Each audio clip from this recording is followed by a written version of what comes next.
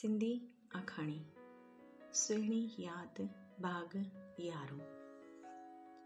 सभु गॾिजी थोड़ी झट हिक ॿिए सां ॻाल्हियूं करे पोइ रोटी पाणीअ जी तयारीअ में लॻी विया। राति जो वक़्तु थियो, सभिनी रोटी पाणी गॾिजी खाधी। रोटी खाइण खां पोइ कुझु देरि ताईं सभु रूम में विया, सभिनी ॻाल्हियूं कयूं। शांति खे पण ॾाढी ख़ुशी थी त मुंहिंजो परिवार मूंसां गॾु आहे। सची के सच चयो आहे, दुख जी घड़ीअ में सभु गॾु हुजनि त हिकु मेले समान लॻंदो आहे। दुख खे कुझु देरि लाइ भुलिजी वेंदा आहियूं। सिर्फ़ु इहा चवणी न आहे, इहा हक़ीक़त आहे। हा, इहो ज़रूरु आहे, दुख हटंदो कोन्हे पर कुझु देरि लाइ घटि ज़रूरु लॻंदो आहे। इहो सभु महसूसु थियण खां पोइ सभिनी जे दिलि में ॾाढी ख़ुशी हुई। सभिनी गोपाल खे घणो चयो कि थोरा ॾींहं रुकिजी वञो, पर उनखे बिल्कुलु सही न पियो लॻे ऐं उन बिल्कुलु पंहिंजो अटल इरादो ॿुधाए छॾियो हुयो त मां सुबुह जो निकिरी वेंदसि। सभु कुझु वक़्त सां हलण खां पोइ कुझु देरि खां पोइ दरवाज़ो खोलियो। जानकी अम्मा अची चयो, मैं अभी जा रही हूँ, कल सवेरे जल्दी से आ जाऊंगी, अगर कुछ काम हो तो बोल दो। तो सबने बोला, नहीं जानकी अम्मा, आप जाके आराम करो, आपको भी आराम की बहुत ज़रूरत है। तभी वहाँ से सनी उठा, बोला, जानकी अम्मा आप पैदल मत जाओ, मैं आपको छोड़ के आता हूँ। गाड़ी की चाबी ली और जानकी अम्मा को छोड़ने गया। कुछ ही दूरी पे उसका घर था। जानकी अम्मा ने बोला, ठीक है बच्चा, चलो। उतां खां सनी जानकी अम्मा खे छॾण वियो। बाक़ी जा सभु थोड़ी ॻाल्हियूं करण वेठा। कुछ देरि खां पोइ ईश्वरी चयो, मम्मी मां थोरे टाइम खां पोइ वापसि ईंदसि, हींअर मां वञा ऐं पोइ तूं थोरो हलणु चलणु लॻंदीअ त मां तोसां अची थोरा ॾींहं टिकंदसि। ॿार बि टिकंदा, पढ़ाईअ जे करे हिते अचण जो मुंहिंजो इरादो आहे त जीअं सेट थींदो उन हिसाब सां मां ईंदसि, पर हींअर वञा थी। तंहिंते शांतीअ चयो, हा तोखे बि तुंहिंजो परिवार आहे, उन परिवार जे हिसाब सां ई तोखे हलणो आहे।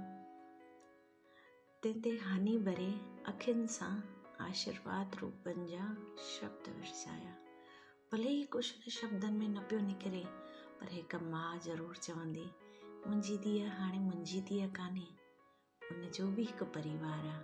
जे मुंहिंजी धीअ मुंहिंजो परिवार आहे त उनजो बि हिकु अलॻि परिवार आहे। जे मुंहिंजो ध्यानु थी रखे त परिवार जो बि उनखे ध्यानु रखिणो आहे। दिल ई दिलि में शांती सभु महसूसु करे रही हुई ऐं ख़ुशि हुई कि हर को ॿार पंहिंजी ज़िम्मेदारी सम्झी चुको आहे। दिलि में इहो वीचारी त मां केतिरी ख़ुशि नसीब आहियां, मुंहिंजा ॿार पंहिंजे परिवारनि खे संभाले, पंहिंजी ज़िम्मेदारियुनि खे सम्झी करे हिकु जुट थी रहिया पिया आहिनि। मुंहिंजे लाइ त स्वर्ग जहिड़ो आहे। ख़ैर, इहो अखियूं बंदि करे 5 मिंट वीचारण लॻी। तंहिंते कनुआ मथे ते हथ रखी चयो, शांती छा थी वीचारे? शांतीअ चयो, न कुझु बि न, सोचां थी मूंखे केतिरो न ख़ूबसूरत परिवार मिलियो आहे। कुझु मां पुण्य कया हूंदा जो तव्हां मूंखे हिकिड़ो ख़ूबसूरत परिवार ॾिनो आहे। कनुआ चयो, मां परिवार ॾिनो आहे, तूं बि त मूंखे ॾिनो आहे न परिवार। ॿिन्हिनि जो हिकिड़ो ई परिवार आहे, पाण ॿई हिक ॿिए सां गॾु आहियूं, हिकु आहियूं, हिकु ई दिलि आहे। शांतीअ चयो, हा बसि वधीक कुझु न ॻाल्हायो। सभु परिवार गॾु वेठो हुयो। हल्की सी मुश्क ॾिनी कनुआ ऐं मथे तां हथ सोरे करे चयो, शांती तूं दवा वठी हाणे थोरो आराम कर। शांती चयो, न थोरी झट वेहण ॾियो, सुबुह जो त सभु हली वेंदा। तंहिं ते ॿारनि चयो, असां सभु मथे वञूं था, तव्हां सभु हिते वॾा ॻाल्हियूं कयो, असां सॼी राति जाॻंदासीं, मौज मस्ती कंदासीं। नानू तव्हां असांजी मम्मी सां ॻाल्हियूं कयो। तंहिं ते शांतीअ चयो, हा पुटु। बसि एतिरो चयो ऐं ॿार सभु मथे रूमनि में हली विया। कुझु देरि खां पोइ सनी वापसि आयो। ॾिठो त कोई बि हेठि कान्हे। तंहिं ते ईश्वरी चयो, सनी सभु मथे विया आहिनि, तूं बि मथे वञ, असां हिते थोरी झट वेहूं था, पोइ आराम करे सुबुह जो सवेल निकिरी वेंदासीं। त सभु सवेल उथी वञिजो, ज़्यादा देरि न जाॻिजो। तंहिं ते सनी चयो, जी। बसि हिकु शब्द ॻाल्हाए दर बिगड़े पाछो मथे हली वियो। सभु हेठि रूम में पंहिंजे लेखे ॻाल्हियूं करण लॻा, मथे पंहिंजे लेखे ॻाल्हियूं करण लॻा। सुषमा मीना बि हेठि बीठियूं हुयूं गॾु। काफ़ी हद ताईं ॻाल्हियूं हलण खां पोइ राति जा 12 थिया। शांती खे थोरी थकावट महसूस पई थिए। तंहिं कनुआ चयो, हाणे तूं कुझु बि कान ॿुधंदीअ, हाणे तोखे आराम जी ज़रूरत आहे। महिरबानी करे चुप करे सुम्ही पओ, थोरो धड़के ऐं प्यार जे अंदाज़ में चयो। शांती चयो, ठीकु आहे, मां सुम्हां थी, पर मूंखे सुबुह जो सवेल उथारिजो ज़रूरु। तंहिं ते ईश्वरी ऐं गोपाल चयो, हा, तव्हां सां मिलण खां सवाइ असां कीअं वेंदासीं? ईअं त बिल्कुलु बि न थी सघंदो न। असां ज़रूरु मिलंदासीं, तव्हांखे उथारींदासीं, तव्हां चिंता न कयो। तव्हां आराम कयो मम्मी, असां ॿाहिरि वेठा आहियूं हॉल में। तंहिं ते सभु ॿाहिरि हॉल में हली विया। दरवाजो बंदि करे कनू ऐं शांती आराम में। मथे जो माहौल बिल्कुलु ई मस्ती अंदाज़ वारो हुयो। मुश्किल सां गॾिया हुजनि, ईअं पियो लॻे हिक ॿिए जी छेड़खानी करणी। तुंहिंजी शादीअ जो वारो आहे, हू चए मूंखे न करणी आहे, हू चए मूंखे शादी करणी आहे। तंहिं ते विकी अची चयो, छॾियो न, केरु शादी करे न करे यार, मुंहिंजो ई सोच लायो। तंहिं ते सनीअ चयो, सही आहे, तोखे ई पहिरां शादी कराईंदासीं असां। विकीअ चयो, हा सही आहे, पहिरां त नंढे ॿार खे ई फसाइबो आहे न। तंहिं ते प्रीति चयो, त शौंक़ु बि त तोखे ई आहे न, असांखे थोड़ा ई आहे, तोखे झटि शादी करणी थी।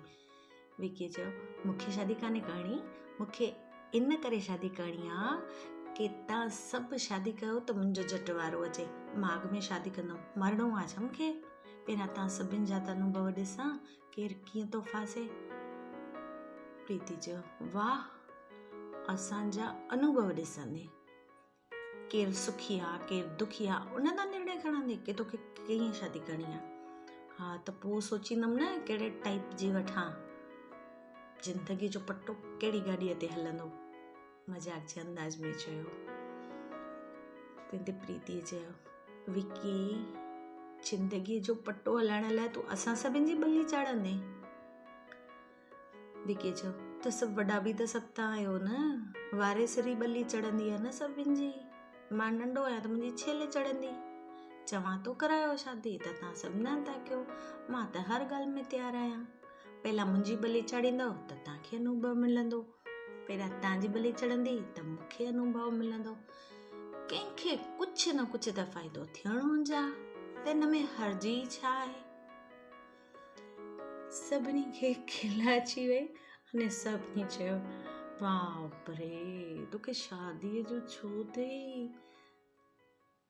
योगेश चयो, सही आहे न, पंहिंजी सभिनि जी उमिरि थी वई आहे, ही हिकु ज सम्झो आहे जेको सम्झे थो त शादीअ लाइक़ु सभु थी चुका आहियो।